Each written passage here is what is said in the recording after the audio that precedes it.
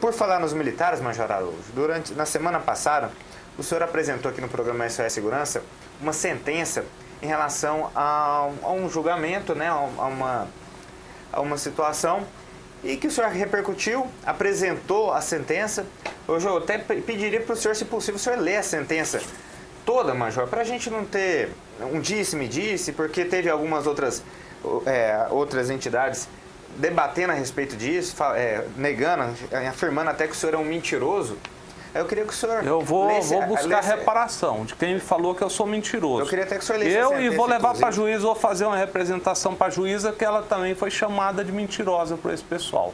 Vou representar para ela está sendo chamada de mentirosa. Porque se isso aqui for mentira, a juíza, a doutora Suelenita Soares Correia, ela também é mentirosa. Então vamos lá, vamos ler, porque nós publicamos no blog, mas tem gente que não lê, talvez porque não dispõe de tempo, talvez porque, enfim, não é qualquer pessoa que senta na frente de um computador e vai ler uma sentença. E não é qualquer um também que tem esse instrumento em casa. Mas olha só o que diz a sentença. Divino Cavalcante Barros propôs ação de execução em face do Estado de Goiás, aduzindo que, por ser integrante da Polícia Militar do Estado de Goiás e beneficiado do acórdão do Tribunal de Justiça do Estado de Goiás, que julgou totalmente procedente a ação promovida pela Associação de Cabos e Soldados. Não é eu que estou dizendo, não, é a sentença.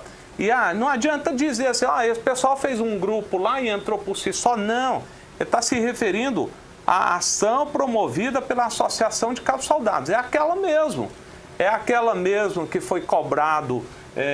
foi cobrado de cada um chamadas para pagamento de custas judiciais que não foram pagas, ô Medrado. Eles fizeram chamada em torno de R$100, não sei se uma só ou mais de uma, nós temos que verificar, mas o documento também está aqui, nós fizemos chamada e eles fizeram chamada e infelizmente pediram, embora tenham arrecadado R$1 milhão, pediram o benefício da justiça gratuita, da assistência da justiça gratuita. Então, quer dizer, como é que cobra do associado e cadê esse dinheiro? Então, tem que explicar. É aquela mesmo, acompanhar inicial tal, a folha 46 deferidos os benefícios da assistência judiciária gratuita, né? O executado por seu procurador foi citado conforme teor da certidão, pererê, e aí vai. Aí eis a síntese, breve relato. A presente ação visa a execução de título judicial transitado em julgado em 1/9/98. Em 1/9/98 foi transitado em julgado e a Associação de Cabos e Soldados ganhou a ação. Desde 98 ela ganhou, conforme consta a certidão de trânsito em julgado presente nos autos. Aí vem, por isso, necessário se faz a reflexão sobre a prescrição. Isso é a juíza que está dizendo. Ela é perda da exigibilidade do direito pelo decurso do tempo. Sua importância se refere à necessidade de sancionar aquele que posterga por tempo razoável a exigência de uma pretensão. Afinal, como diz a regra, o direito não socorre os que dormem. Por outro lado, a demora gera insegurança jurídica, o que deixa em evidência tratar-se de uma questão de ordem pública. Exatamente por isso, a lei federal alterou a redação do parágrafo 5º do artigo 219 do CPC, Código de Processo Civil, permitindo o pronunciamento da decadência e da prescrição de ofício pelo magistrado. E aí vai, sobre o assunto não há controvérsia, vejamos o que diz o Egrégio Tribunal de Justiça. Aí ela cita aqui a jurisprudência, né? Nós não vamos ler. Aí vem, sobre o prazo prescricional da pretensão executória, não há dúvidas que a execução prescreve no mesmo prazo da ação. Este é, inclusive, o posicionamento do Supremo Tribunal Federal constante na súmula 150. Vejamos. Aí diz, súmula 150, prescreve a execução no mesmo prazo da prescrição.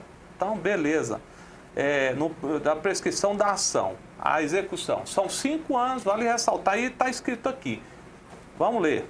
O decreto 20.910 de 32 estabelece em seu artigo 1º que as dívidas passivas da União, dos estados e dos municípios, bem assim todo e qualquer direito ou ação contra a Fazenda Federal, estadual ou municipal, seja qual for a sua natureza, prescrevem em 5 anos contados da data do ato ou fato do qual se originaram. Né? Assim, se a prescrição é de 5 anos para a ação, será quinquenal também, será de 5 anos também para a execução, como trânsito em julgado da ação que gerou o título executivo, aquela da ACS, que o senhor Gilberto e o senhor Zé Maria Sobreira estão falando que não prescreveu. Como a ação gerou o título executivo, se deu em 1º/9/98, e o exequente só protocolou a ação executória na data outrora mencionada, vê-se que o prazo prescricional transcorreu em muito e foi ultrapassado. E em muito foi ultrapassado.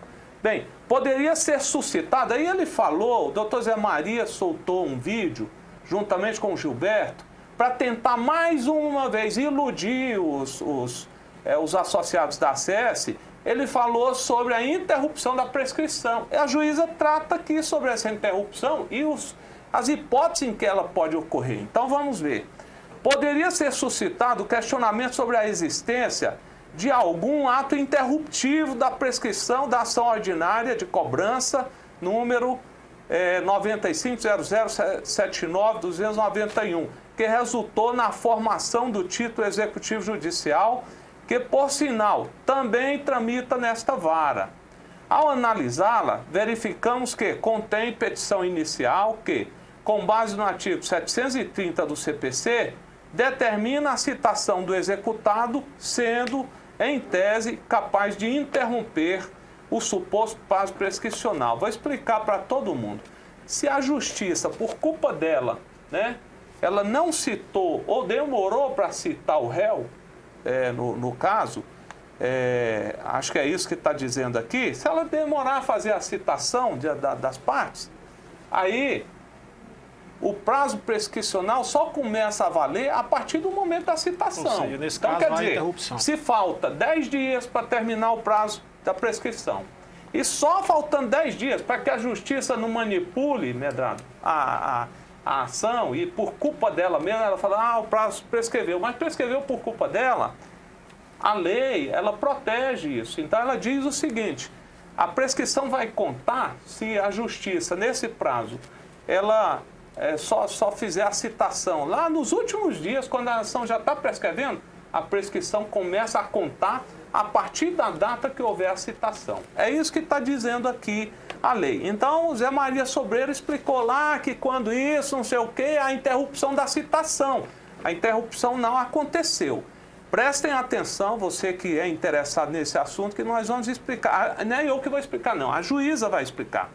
Observa-se que a associação propôs a execução na data de 27 de agosto de 2010. Só em 2010 eles propuseram a ação de execução. Em 2010, está aqui, folha 560 do processo. E aqui não está se referindo a um grupo que saiu por fora, não. A Associação de Cabos e Soldados propôs só em 2010, 27 de agosto de 2010. E você que é policial militar, procure seus direitos, vai lá no tribunal e busque esse... A Unimil está lá para servir, para buscar esse processo, dar uma lida. Quanto à interrupção, lembro que o artigo 219 do CPC diz que a citação válida torna prevento o juízo, induz a litispendência e faz litigiosa a coisa, e ainda quando ordenada por juízo incompetente, constitui em mora o devedor e interrompe a prescrição. Então, isso aqui está dizendo o seguinte, a citação válida, se é justamente o que nós explicamos. Se a citação foi feita nesse período, dentro do período prescricional, né, desse prazo que a justiça dá, que a lei concede, né, ela interrompe a prescrição. Ela interrompe a partir daquela data.